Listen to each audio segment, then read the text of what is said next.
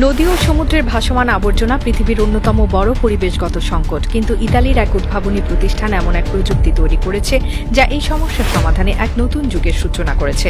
দেখতে সাধারণ মনে হলেও এটি এক ধরনের জাদুকরী ট্র্যাশ ক্লিনার, যা নিজে থেকেই নদীর উপর ভাসমান প্লাস্টিক, বোতল, পলিথিন ও অন্যান্য বর্জ্য সংগ্রহ করে ফেলে।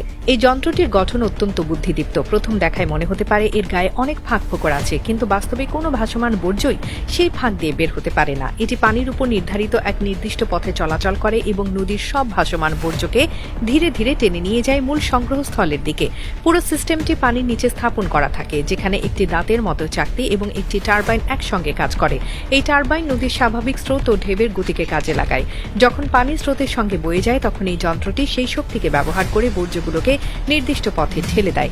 পানির স্রোতের প্রাকৃতিক গতিবিধি পরিবর্তন না করেই এটি কাজ করে, ফলে নদীর জীববৈচিত্র্য বা প্রাকৃতিক ভারসাম্যের কোনো ক্ষতি হয় না। এই যন্ত্রটি পানির নিচে কেবল বা চেইন দিয়ে নোঙর করা থাকে, যাতে এটি স্থির থেকে দীর্ঘমেয়াদে কাজ চালাতে পারে। আরও চমকপ্রদ বিষয় হলো এই যন্ত্রে একটি বিদ্যুৎ উৎপাদক জেনারেটর যুক্ত করা হয়েছে। বর্জ্যের গতিশক্তি ও পানির স্রোতের শক্তি ব্যবহার করে এটি বিদ্যুৎ তৈরি করে, যা নদীর তীরে থাকা স্বয়ংক্রিয় বাছাই মেশিনগুলো চালায়। এই মেশিনগুলো বর্জ্যগুলোকে আলাদা করে, যেমন প্লাস্টিক, ধাতু, কাঁচ ইত্যাদি, এবং সেগুলোকে প্যাকেজিংয়ের জন্য প্রস্তুত করে। অর্থাৎ একটি সিস্টেমের ভেতরেই চলছে বর্জ্য সংগ্রহ, বাছাই ও পুনর্ব্যবহার, সবই স্বয়ংক্রিয়ভাবে।